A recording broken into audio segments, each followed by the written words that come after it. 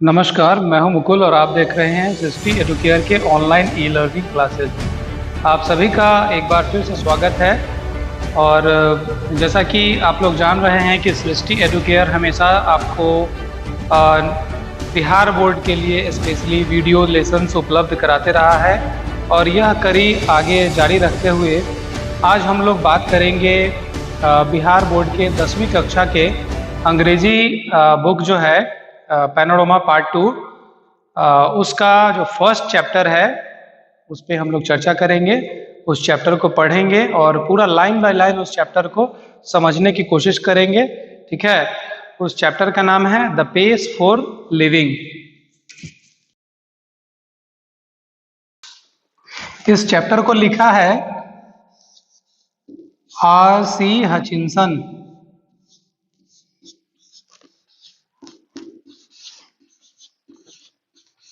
इनका पूरा नाम है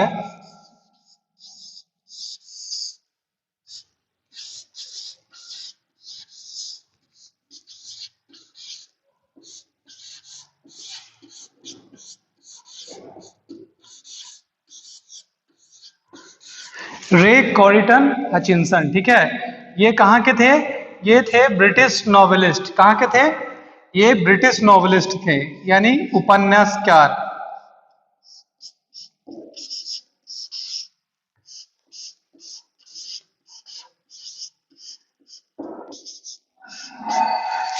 ये ब्रिटिश नॉवेलिस्ट थे। नॉवेलिस्ट का मतलब होता है उपन्यासकार।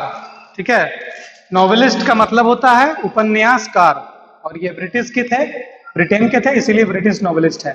ठीक है, तो चलिए बिना वक्त गवाए हम लोग शुरू करते हैं। आप लोग अपने अपने बुक अपने हाथों में ले लीजिए और हम इस चैप्टर को आगे पढ़ेंगे, लाइन बाय लाइन पढ़ेंगे, समझेंगे।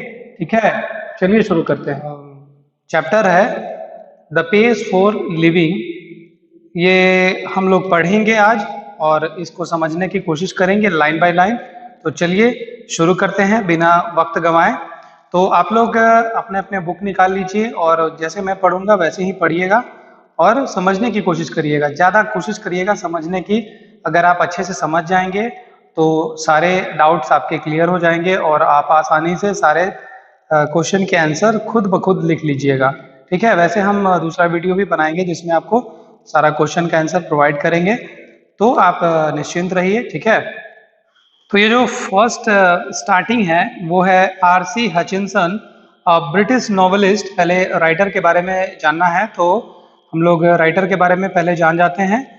ठीक है, R.C. Hutchinson, a British novelist, exhibits an exceptional flair for touching the sensitive issues of the contemporary society with all its contradictions and paradoxes। ये जो R.C. हचिंसन जो लेखक है महोदय, वो मतलब एक प्रकार से असाधारण प्रदर्शन करते थे अपने समय के समकालीन, यानी कि जिस समय वो R.C. हचिंसन लिखा करते थे उस समय के जितने भी पीड़ा और विरोधाभास हुआ करते थे, जो कंटेम्पररी सोसाइटी का जो इशू था, यानी कि समकालीन उस समय जो समाज का जो इश्यूज होता था, जो विरोधाभास भरा हो, जिसमें पीड़ा हो, उसको वो टच करते थे और उसके ऊपर लिखते थे। ठीक है, in the pace for living R.C. Hutchinson captures the agony of modern man. ये जो करेंट चैप्टर है द पेस फॉर लिविंग, इसमें जो है R.C. हचिंसन साहब वो क्या कर रहे हैं, एक आधुनिक मानव की पीड़ा को वो क्या कर रहे हैं, छूने का प्रयास कर रहे हैं, टच कर रहे हैं, यानी कि उसको एक प्रकार से उजागर कर रहे हैं, यूं कहिए, या फिर उसको दर्शा रहे हैं। ठीक है, he brings out how the fast movement of men, things and objects hurts the normal rhythm and exerts undue pressure on men, women and children। वो बता रहे हैं कि कैसे जो हमारा तेज गति हो गया है, यानी कि अभी सब कुछ पूरा दुनिया फास्ट हो गया हुआ है, पूरा जमाना तेज हो तीव्र हो गया हुआ है, मूवमेंट क्या है, फास्ट हो चुकी है। अब हर व्यक्ति चाहता है कि मैं तेज रहूं, यानी कि अगर आप जैसे किसी भी जिला में रहते हैं, अगर आपको कहा जाए कि आप दिल्ली कितने घंटे में पहुंचना चाहते हैं या फिर पटना कितने घंटे में पहुंचना चाहते हैं, और अगर आपके ऑप्शन दिया जाए आपको 5 ऑप्शन, एक 10 घंटा, एक 6 घंटा, एक 2 घंटा और एक 15 मिनट। तो आप क्या करिएगा, सबसे पहले चूज करिएगा 15 मिनट। बोलिएगा पॉसिबल है तो भाई 15 मिनट में हमको जाना है। तो ये बात है, मतलब हर कोई तेज होना चाह रहा है, तेज मतलब रफ्तार में एकदम जीना चाह रहा है।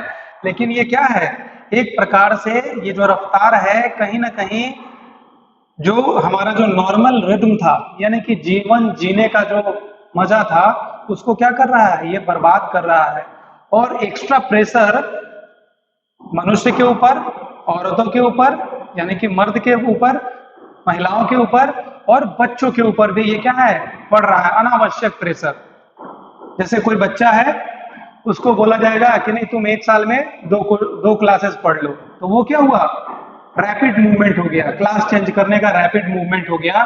तो उस बच्चे को क्या होगा, एक्स्ट्रा प्रेशर उसके दिमाग पे पड़ेगा, वो क्या है, हर्ट करेगा। वही चीज ये कह रहे हैं कि ये जो एक्स्ट्रा जो रैपिड मूवमेंट है ना कहीं सबको क्या कर रहा है, पीड़ा पहुंचा रहा है, बच्चों को भी, महिलाओं को भी और पुरुषों को भी, कोई भी बचा हुआ इससे नहीं है। I saw a play in Dublin not long ago in which the chief character was an elderly corn merchant in a small Irish country town. कुछ ही राइटर कह रहे हैं कि कुछ ही समय पहले, यानी कि ज्यादा दिन नहीं हुआ है, मैंने एक प्ले देखा था। प्ले मतलब होता है नाटक, प्ले मतलब नाटक होता है।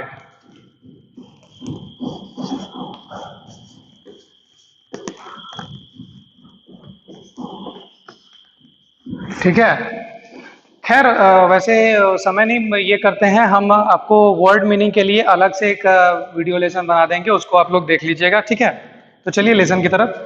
कुछ ही समय पहले एक नाटक देखता है राइटर, और उस जब नाटक होता है तो नाटक में कैरेक्टर होते हैं यानी पात्र होते हैं। तो पात्र, उसमें जो पात्र था, मुख्य पात्र, वो एक था बुजुर्ग अनाज का व्यापारी, कॉर्न मर्चेंट, यानी कॉर्न मतलब होता है अनाज, मर्चेंट मतलब व्यापारी। वो एक बुजुर्ग अनाज का व्यापारी था। कहाँ, आयरिश कंट्री टाउन का, स्मॉल आयरिश कंट्री टाउन, यानी कि एक छोटी सी ग्रामीण इलाके का वो था, आयरिश के ग्रामीण इलाके का। He was a man of many anxieties. वो जो आदमी था, बुजुर्ग आदमी, वो काफी चिंताओं से भरा हुआ आदमी था, बहुत सारी चिंताएं उसके मन में घर करके रखी हुई थी। ठीक है, his heart was Dicky, his nephew was cheating him, his wife had the fantastic notion of spending 10 pounds on a holiday. वो, उसका दिल काफी कमजोर था, कमजोर दिल वाला था, वो कमजोर दिल वाला था। और उसका जो भतीजा था वो क्या कर रहा था, उसको चीट कर रहा था, उसके साथ धोखा कर रहा था। और उसकी जो पत्नी थी, उसकी पत्नी को एक प्रकार से उसके मन में बैठ गया हुआ था कि आज छुट्टी का दिन है तो मैं आज 10 पाउंड खर्च करके आऊंगी, यानी मार्केट जाऊंगी, कुछ भी सामान वामान खरीद के 10 पाउंड खर्च करके चली आती थी। ठीक है, उसके बाद वो चली आती थी। All together the pace of life was getting too much for him and in a moment of despair he uttered a great cry from the heart. ये सब जो हो रहा था उसके साथ, यानी कि उसकी पत्नी का हर हॉलीडे के दिन, छुट्टी के दिन पैसे खर्च करना, उसका भतीजा का उसके साथ चीटिंग करना, ये सब जो हो रहा था उसके साथ कहीं ना कहीं उसके लाइफ को क्या कर रहा था, मतलब वो अंदर से त्रस्त हो चुका था, अंदर से वो टूट चुका था, बिखर चुका था।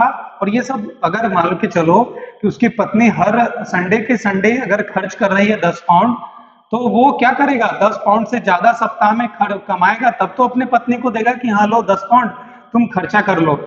तो उसके लिए क्या हो गया था, लाइफ तेज हो गया था, फास्ट हो गया था, क्योंकि उसको पैसा कमाना था। उसको पता था कि मेरी पत्नी संडे के दिन 10 पाउंड खर्चा करेगी, मेरे से मांगेगी, तो भाई 10 पाउंड तो निश्चित ही उससे ज्यादा कमाना है।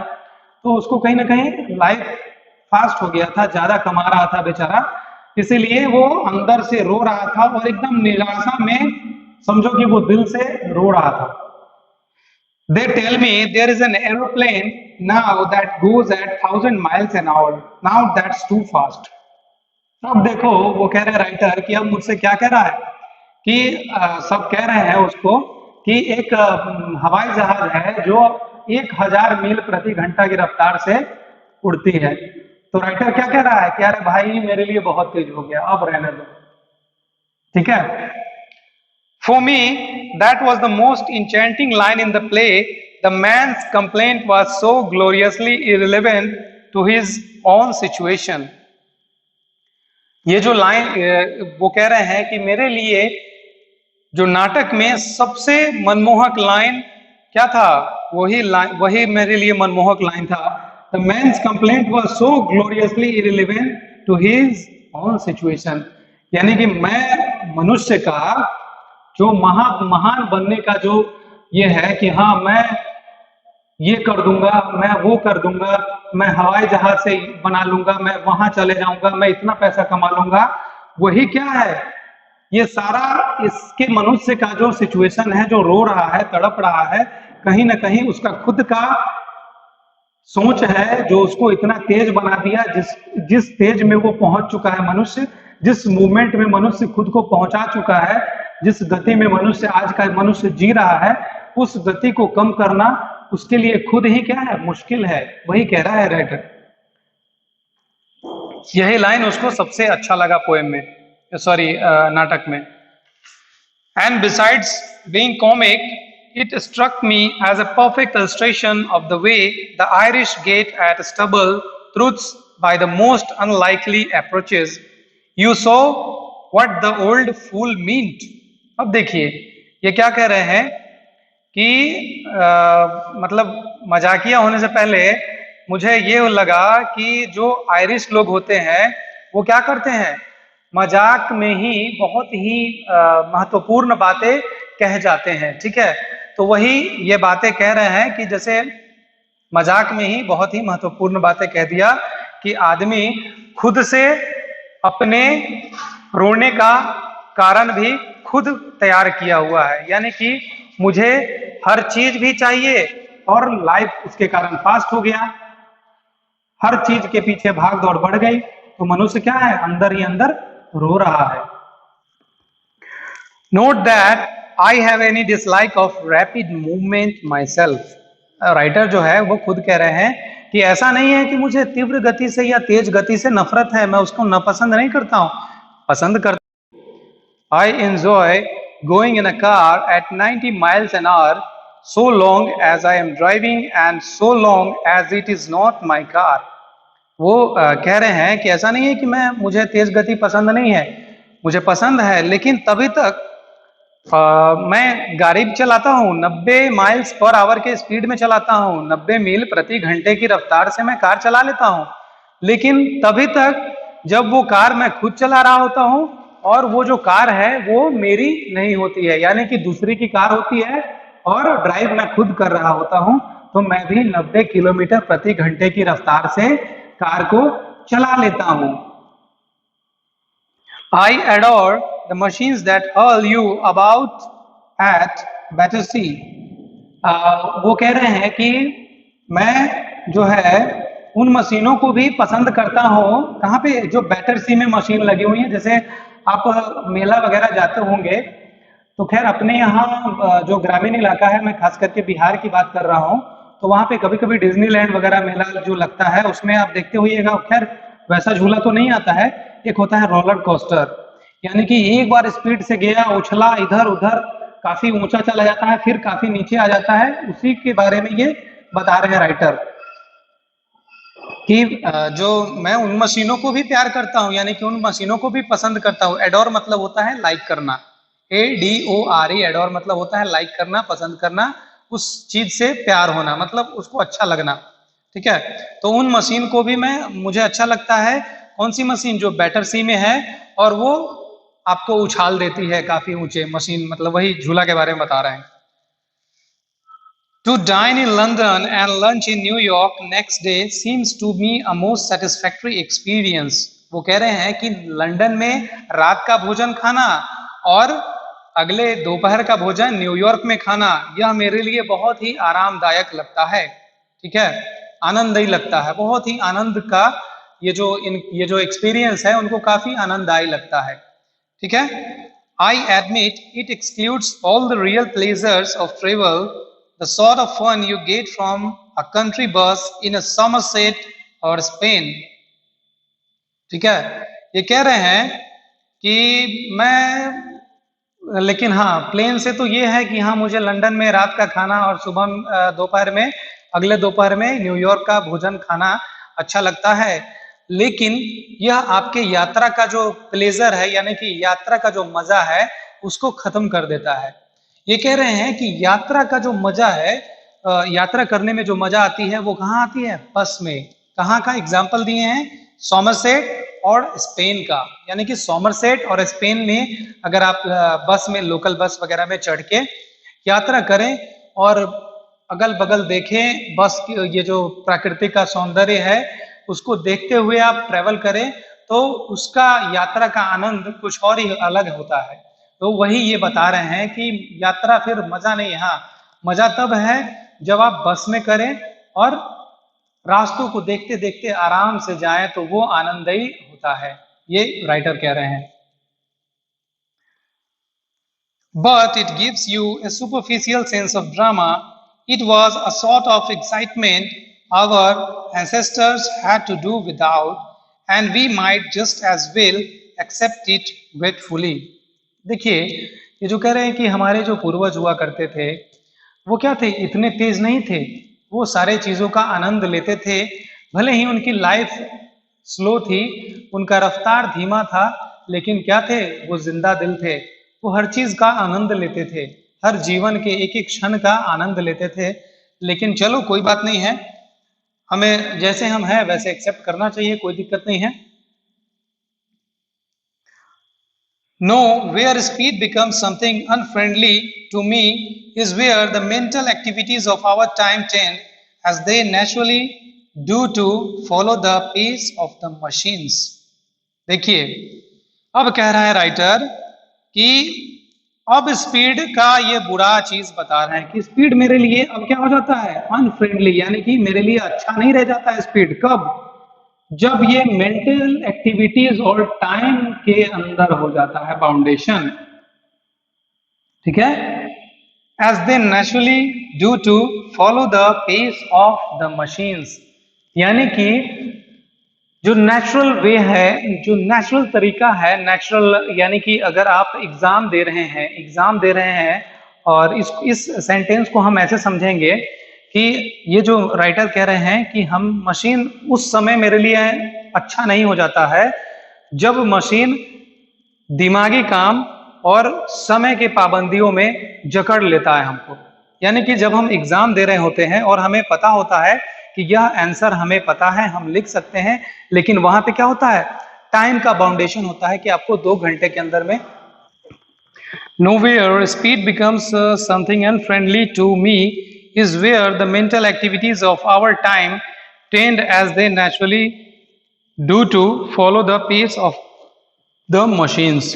अब क्या है कि मशीन से उस समय मशीन उस समय मेरे लिए अनफ्रेंडली, यानी कि मेरे लिए अच्छा नहीं होता है, यानी कि मशीन से मुझे तब नफरत हो जाती है। कब?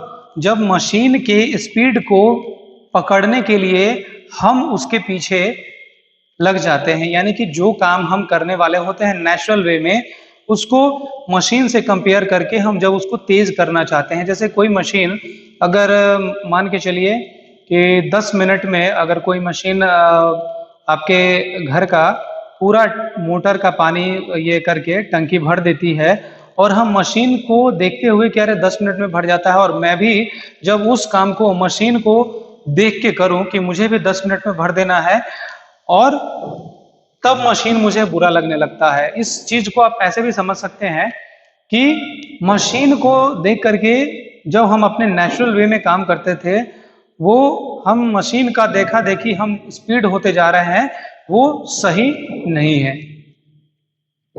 I speak with prejudice because I belong to the tribe of slow thinkers.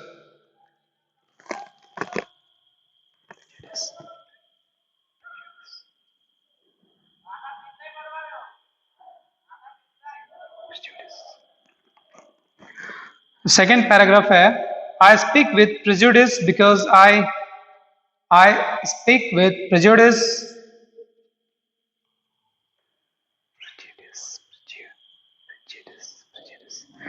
I speak with prejudice because I belong to the tribe of slow thinkers, those who are caused with less spirit deliscalier. ठीक है, people who light on the most devastating repartee about 4 hours from the party is over. ये कह रहे हैं कि मैं पक्षपात कर रहा हूं, पक्षपात करके बोल रहा हूं, इसलिए बोल रहा हूं कि मैं जो हूं वो बिलोंग करता हूं, जो राइटर है वो कह रहे हैं अपने बारे में कि मैं बिलोंग करता हूं एक श्रापित कबीले से, ठीक है, एक कबीले से जो स्लो थिंकर्स है, यानी कि धीमी गति से सोचने वाले हैं, स्लो थिंकर्स है, यानी कि उनका जो सोच है वो काफी धीमा है, वो श्रापित है, ठीक है। और किस चीज से श्रापित है? लेस्पिरिट डेलिस्कैलियट, ठीक है, ये एक फ्रेंच को लिखा हुआ है, फ्रेंच का मतलब कहावत टाइप का है, फ्रेज टाइप का है, कुछ भी है।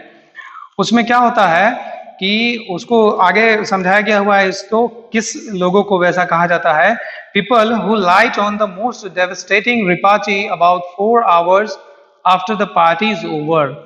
अब क्या है कि जैसे उन लोगों को ये कहा गया है कि मैं इतना स्लो हूं, अब इससे राइटर को समझिए कि वो कितना स्लो है कि जैसे पार्टी होता है, कहीं आप फंक्शन में गए तो कहीं आपका दोस्त से आप लोग कोई बातचीत कर रहे हैं, तो बातचीत करते करते आप लोग कभी नोक-झोंक हो गया, तो आपके ऊपर चर्चा हो रही है, आपको लेकर के बात किया जा रहा है, लेकिन आपको समझ में नहीं आया, तब तक समझ में नहीं आया, जब तक समझ में आया तब तक आप अपने घर पहुंच चुके थे।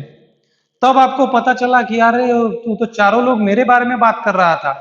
मतलब इतना स्लो है राइटर का थिंकिंग, वो अपने आप को बोल रहे हैं कि मैं इतना स्लो हूं कि क्या मत पूछिए। पार्टी खत्म होने के 4 घंटे बाद मुझे समझ में आता है कि क्या हुआ नहीं हुआ, ठीक है। I am one of those who are guaranteed to get the lowest marks in any intelligence test because those tests are all the ones I have come across seem to be designed to measure the speed of your mind more than anything else. ये writer कह रहे हैं कि अगर मेरा कोई भी परीक्षण करोगे, मेरा टेस्ट लोगे, तो मैं सबसे लास्ट आऊंगा, एकदम लो में आऊंगा, क्योंकि मुझे लगता है कि ये जो जितने भी टेस्ट जो बनाए गए हैं वो आपके ज्ञान को नापने के लिए ना, बल्कि आपके स्पीड को मापने के लिए बनाए गए। हो सकता है ये कहीं ना कहीं बात सही भी कह रहे हैं, क्योंकि ऐसा कई बार देखा गया है कि जो हम लोग, आप जैसे स्टूडेंट हैं, आप इस चीज को अच्छे तरीके से समझ सकते हैं कि कई बार आप लोगों को क्वेश्चन का आंसर पता भी होता है, लेकिन समय के अभाव में आप क्या करते हैं, उस क्वेश्चन का उत्तर नहीं लिख पाते हैं, ठीक है। तो वो कहीं ना कहीं क्या है, समय के अभाव में आप नहीं लिख पाए, तो वो क्या है, परीक्षा क्या है, एक प्रकार से आपके स्पीड को मापती है, न कि आपके ज्ञान को। इसीलिए कहा जाता है नंबर के पीछे मत भागो, ज्ञान के पीछे भागो, ठीक है।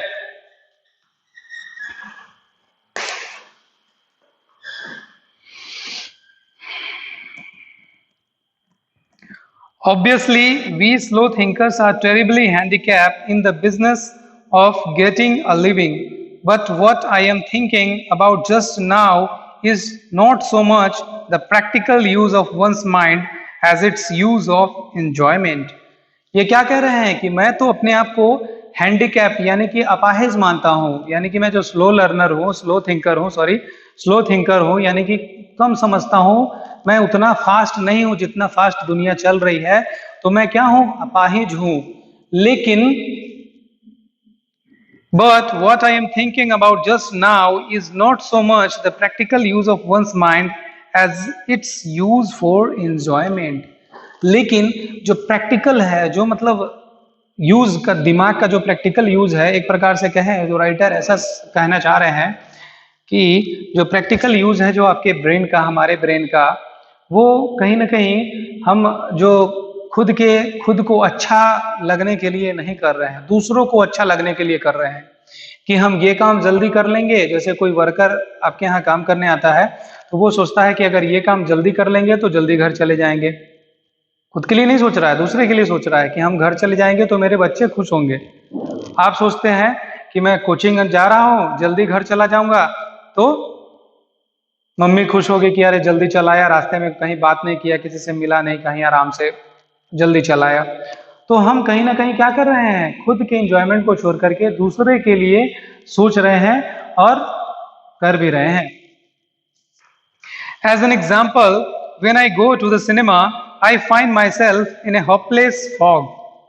ये खुद के बारे में बता रहे हैं कि जब मैं सिनेमा देखने जाता हूं तो अपने आप को एक होपलेस फॉग में, यानी कि धुंध में, जहां मतलब कोई मुझे विचार नहीं आता है, सोच नहीं आता है, यानी कि एक प्रकार से विचारहीन अवस्था में चला जाता हूं जब ये सिनेमा देखने राइटर जाते हैं तो। And after 2 or 3 minutes, I have to turn to my wife for enlightenment. और हर 2-3 मिनट के बाद मुझे अपने पत्नी की तरफ मुड़ना पड़ता है, उसको टोकना पड़ता है। किस चीज के लिए? ज्ञान की प्राप्ति के लिए। इनलाइटमेंट मतलब होता है ज्ञान की प्राप्ति। यानी कि देखिए ये व्यंग कर रहे हैं एक ऐसे भी, जो ये जो आपका जो पेज फॉर लिविंग है वो क्या है? सटायर है, यानी कि हास्य व्यंग। ठीक है, सटायर, SATIRE, यह एक क्या है? The page for living is a satire. इसको बोलते हैं हास्य व्यंग। ठीक है, ये चीज जान लीजिएगा, the page for living is a satire. ठीक है, हास्य व्यंग है। तो यह मतलब हंसते हंसाते बहुत सारी बातें ये कह जाते हैं, उसको कहते हैं हास्य व्यंग। I whisper, is this the same girl as the one we saw at the beginning? वो अपनी पत्नी के कान में फुसफुसाते हैं। विस्पर मतलब होता है फुसफुसाना, धीरे से बोलना, जैसे आप बात करते हैं अपने दोस्तों के साथ ऐसे, तो वो उसको बोलते हैं विस्पर। ठीक है, तो वो अपनी पत्नी को हर 2-3 मिनट के बाद पूछते हैं, तो टोकते हैं, अच्छा ये जो लड़की है वही लड़की है जो हम शुरू में देखे थे? तो उसकी पत्नी क्या बोलती है? एंड शी विस्पर्स बैक, उसकी पत्नी भी क्या है? फुसफुसा के बोलती है, कान में ही बोलती है धीमे से, no there are 3 girls in this film, a tall blonde, a short blonde and a medium size brunette. वो कहती है कि नहीं, वो नहीं है, इस फिल्म में 3 लड़कियां हैं, एक है लंबे सुनहले बालों वाली, एक है छोटे सुनहले बालों वाली, और तीसरी है काले बालों वाली। ठीक है, टाल ब्लॉन्ड मतलब होता है, टाल मतलब लंबा, ब्लॉन्ड मतलब होता है सुनहरे बालों वाली, शॉर्ट ब्लॉन्ड मतलब छोटे बालों, मतलब मध्यम साइज के बालों वाली, मतलब छोटे बालों वाली।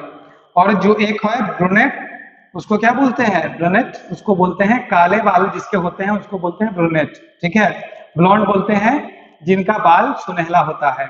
जो विदेशी लोग होते हैं ज्यादातर उनका बाल क्या होता है? सुनहरा होता है। और हम लोग क्या है? काले बाल वाले हैं।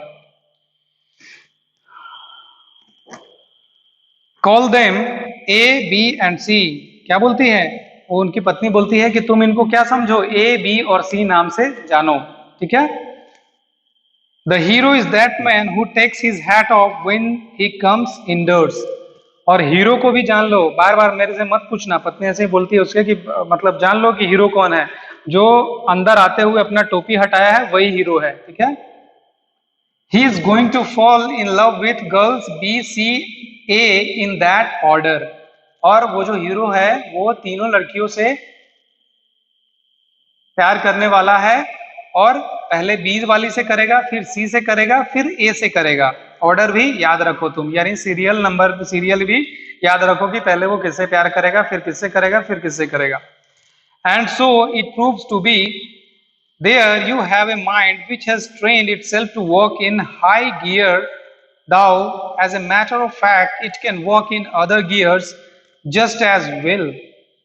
अब देखिए, ये आपको अब समझना पड़ेगा। आप मतलब ये प्रमाणित हो जाता है कि आपको जो दिमाग, आपका जो दिमाग है वो एक प्रकार से ट्रेन किया हुआ है कि वो हाई गियर में भी काम कर सकता है। लेकिन ये फैक्ट है कि वो दूसरे गियरों में भी काम कर सकता है। ऐसा नहीं है कि जो जिसका दिमाग काफी हाई है वो स्लो नहीं हो सकता है, या फिर जिसका दिमाग स्लो है वो हाई नहीं हो सकता है, हो सकता है। But my point is that most of my fellow patients in the cinema do think fast enough to keep up comfortably with rapid changes of scene and action. But मेरा जो है भाई पॉइंट है कि जो मेरे अगल बगल में जो सिनेमा देख रहे होते हैं उनका दिमाग क्या है, वो फास्ट है। वो इतना फास्ट सोच सकते हैं कि वो जो सिनेमा में इतना फास्ट सब कुछ हो रहा है, सीन पे सीन बदला जा रहा है, एक्शंस हो रहे हैं, ड्रामाज हो रहा है, गाना हो रहा है, और वो उस सभी चीजों को क्या है वो लोग समझ रहे हैं, तो इसीलिए क्या है वो भाई हमसे तो फास्ट है। राइटर कह रहे हैं they think much faster than people did 30 years ago। वो कह रहे हैं कि ये जो सिनेमा देख रहे हैं मेरे अगल बगल में, वो इतना तेज सोच रहे हैं कि जो आज से 30 साल पहले जो लोग सोचते थे उससे तो बहुत ज्यादा सोच रहे हैं, काफी तेज है भाई दिमाग से।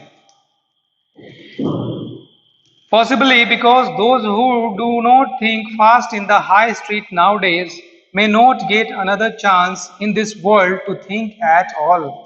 देखिए राइटर जो है लास्ट में, जो चैप्टर के लास्ट में वो यही कह रहे हैं कि हो सकता है इसलिए भी क्योंकि आज का जो व्यक्ति है अगर फास्ट नहीं सोचेगा तो वो एक चौराहे पे जो स्ट्रीट है, रोड है, उसको भी नहीं क्रॉस कर पाएगा, और हो सकता है कि उसको अगला जन्म ना मिले, अगला चांस ना मिले कुछ सोचने के लिए, कि क्या पता वो तब तक सोचता रहे कि ये गाड़ी आने वाली है, मैं जाऊं कि पार कर जाऊंगा कि रुक जाऊं, तब तक अगर वो एक कदम बढ़ा दिया तब तक गाड़ी आएगी उसको उड़ा देगी और वो क्या होगा, मर जाएगा।